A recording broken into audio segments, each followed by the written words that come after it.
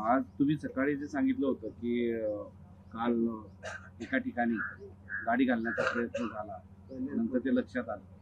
त्या संदर्भात गृहमंत्र्यांना विचारलं, गृहमंत्र्यांनी सांगितलं की त्याची चौकशी केली जाईल. कोण चौकशी केली जाईल?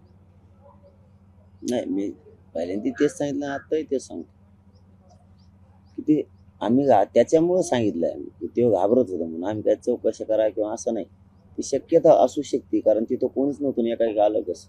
तर काही लोकांकडून गाडीच सांगण्यात आलं मला की त्या पोराला पकडल्याच्या नंतर त्यांनी नाव सांगितलं जाणं की मला अमक्या अमक्यानं ते टेम्पो गाडीवर घालायचं सांगितलं होतं, असं ते पोरगं म्हणाल. मग ते खरं आहे नाही ते शक्यता पडताळून बघायला पाहिजे ना त्यांनी, काय आहे काय नाही. हे सांगितलं आम्ही, काय त्याचे चौकशी करा आणि त्याच्यावर गुन्हा दाखल, त्याला सोडून दिलं तरी काय प्रॉब्लेम नाही आम्हाला. दादा, ओबीसीची वाट लावून तुम्हाला नवीन अध्यादेश काढू देणार नाही असं विजय वडेट्टीवारांनी म्हटलं. त्याला काय दुसरं काय काम आहे, त्याला राहून राहून कुत्रा चावल्यासारखं होतं त्या वडंटीवारला. एकदा नीट बोलतो, एकदा मराठ्यांच्या बाजून बोलतो, एकदा विरोधात बोलतो. तसं कुत्रा चावल्यासारखं बोललेलं चांगलं नाही. ते राजकीय करिअरला पण नाही आणि माणुसकी म्हणून सुद्धा नाही. काढून देणार नाही काय नाही. तो तुला ज्या वेळेस राहुल गांधी सांगाल त्यावेळेसच बोलतो, मध्ये बोलत नाही. कारण तुला काय, राहुल गांधी साहेबांनी याच्यासाठी तुला विरोधी पक्ष नेता बनवलेला नाहीये, एका जातीकडून वाढण्यासाठी. तो विरोधी पक्ष नेता म्हणजे ही महाराष्ट्रातल्या जनतेचं हक्काचं व्यासपीठ. त्या हक्काच्या व्यासपीठाने कोणी एका जातीकडून वाढायला नाही पाहिजे.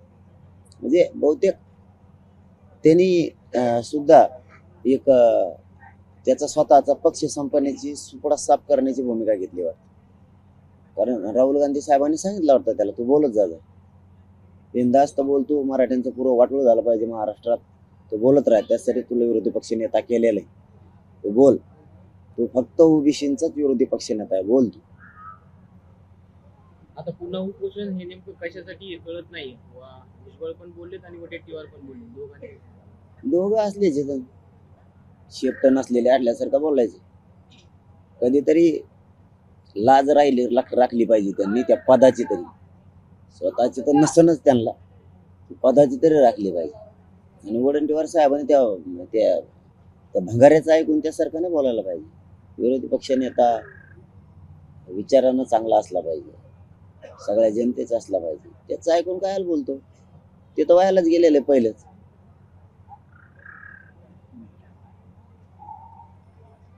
पाटील, राजकीय नेत्यांच्या प्रतिक्रिया ज्या आहेत त्या वेगळ्या पाहायला मिळत आहेत.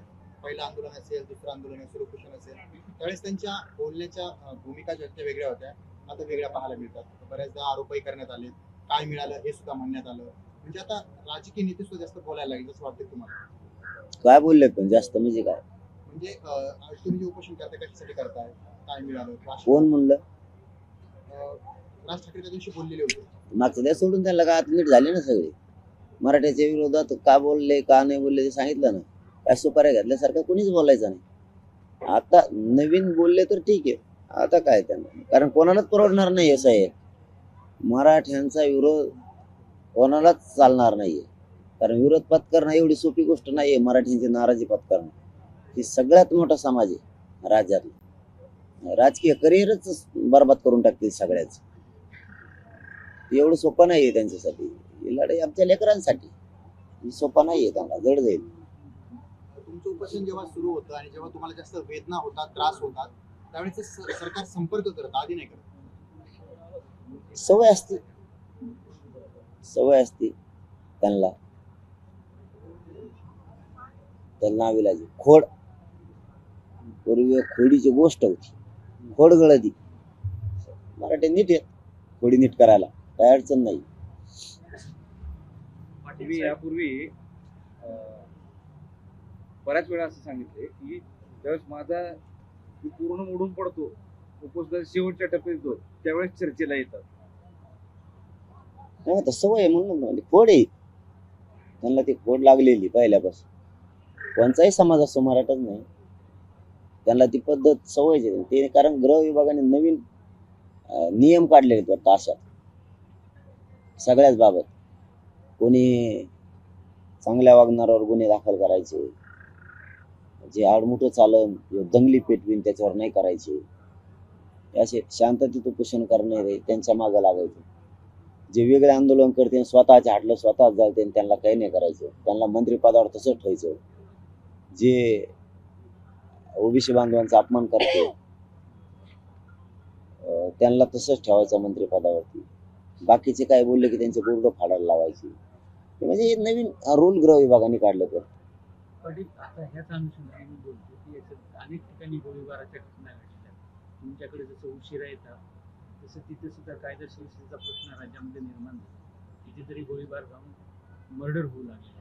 ही सुद्धा परिस्थिती तुम्ही रूल बाबत बोलत होता म्हणून मी तुम्हाला विचारलं. आणि आज कुठं राज्यभरामध्ये गोसाळकरांचा मुलगा वारला. त्याच्या आधी एका आमदारानं पोलीस स्टेशनमध्ये गोळीबार केला. त्याच्या 2-4 दिवसाच्या घडलेल्या मंत्रालयामध्ये काही गुंडे जातात व्हिडिओ बनवतात म्हणजे चालू काय असं? आता मी त्यांच्याबद्दल नाही बोलणार, पण माझ्या अनुभवाबद्दल तर 100% बोलणार म्हणजे की हे जे गोष्टी आहेत ते सामान्य लोकांवरती गुन्हे दाखल करायचे. जे चांगले लोक आहेत हे मोडून पडले पाहिजे. बाबा लोक, महाराज लोक यांच्यावर गुन्हे टाकायचे. आणि जे भांगार विचाराचे येतो त्यांच्या पुढं करायचं, त्यांच्यावर गुन्हे दाखल नाही करायचे. आता ते येवल्याचं म्हातारं उकडं बोलत त्याच्यावर गुन्हा नाही करायचा, सगळं सरकार डॅमेज केलं, त्याला गुदगुल्या होत्यात नेत्याला त्याच्या यावी. परंतु फडणवीस साहेबाला बी आता हसू येतं, गोड लागत असं. त्यांना माहित नाही खूप मोठा समाज आहे ह्यो. तुमच्यावर जर एकदा नाराज झाला ना, तुम्ही जुळलेलं गणित कार्यक्रमच वाजला म्हणून समजायचं. नुसते गणितच करीत राहा म्हणून. एक होता बघा पाहिला, एक कोणता तरी लाल नावाचा व्यक्ती, ते नुसता गणितच करायचा. शेवटी रजिस्टर लिहून पेन संपला आणि रजिस्टरच संपले आणि ते गणितच नाही झालं त्याला. कारण परिस्थिती शेवटी मराठ्यांची किती गरज आहे ही वेळेवर कळन त्यांना, पण त्याला दापत नाहीत. ते त्यांच्या पक्षातला ज्या पक्षात ते काम करते ते नेता दापित नाही त्याला. आणि फडणवीस साहेब पण नाही दापत, कारण राज्यच फडणवीस साहेब जवळपास चालू होते. कोणाला द्यायचं नाही करायचं रूलच गृह विभागाचे त्यांच्या हातात आहे. त्यामुळे उलट सुलट चाललंय सगळं. आता त्यांना आव्हान केलं आम्ही, तुम्ही पुढे होऊन करा, तुम्ही श्रेय घ्या, पण मराठ्यांच्या वेदना जरा जाणून घ्या. पण भुजबळांच्या मते असं आहे की सर्वाधिक संख्या मराठ्यांपेक्षा ओबीसीची जास्त आहे, म्हणून ओबीसीला समोर ठेवलंच पाहिजे, ओबीसीचा विचार केलाच पाहिजे खरं त्याचं सातत्यानं म्हणतायत. आणि म्हणून त्याच धर्तीवर सरकार भुजबळांना घाबरतं. खरं त्यांचं. त्याला ओबीसी जास्त आहेत आणि आम्ही कोण आहेत? आम्ही ओबीसीचे आहेत, मराठी आम्हीच आहेत. भुजबळांची ओबीसी त्याचे कोणचे ओबीसी आहेत? बुचकाण्याचे काय म्हण घामाचे ते बदगा सगळ्या दुनियाचे. त्याचे कोणचे आहेत? त्याचं कोणीच नाही. त्याचे सुद्धा नाही त्याचे. ते त्यांच्या जातीला सुद्धा कलंक आहे. त्यांचे कितीतरी लोक म्हणते त्याच्या लक्षातच आहे ना आणखी नवी, तर मोडून पडायची वेळ आली तरी त्याचं कुठं कोण आहे? आणि राजीनामा दिले मात्र अजून त्यांचा राजीनामा काही स्वीकारला गेलं नाही.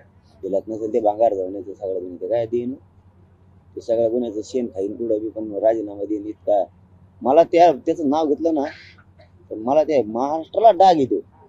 त्यांच्या समाजाला हाय आहे ओबीसी बांधवाला, कारण इतकं खालच्या दर्जाचं विचाराचं 100% मतभेद असले पाहिजे. हो 100% मतभेद वैचारिक असले पाहिजे, पण इतक्या खालच्या दर्जाचे कुठं भांडणं लावून देईन, वाद लावून देईन, मग मोकळे मजा बघ बियाकलीसारखं वागत होते. त्याला काय ते लय शान आहे कधी. प्रश्न असा एक होता की सरकार आतापर्यंत तुमचे जे उपोषण झाले ते उपोषणाच्या शेवटच्या टप्प्याला येऊन चर्चेला येतं असं तुम्ही अनेकदा म्हणले. तर सुरुवातीपासून यावं अशी एक अपेक्षा तुमच्याकडून आहे काही? चर्चा करून उपोषण न करता उपोषणाच्या मधल्या 1-2 दिवसात ते सगळं क्लिअर झालं पाहिजे असं तुम्हाला वाटतं?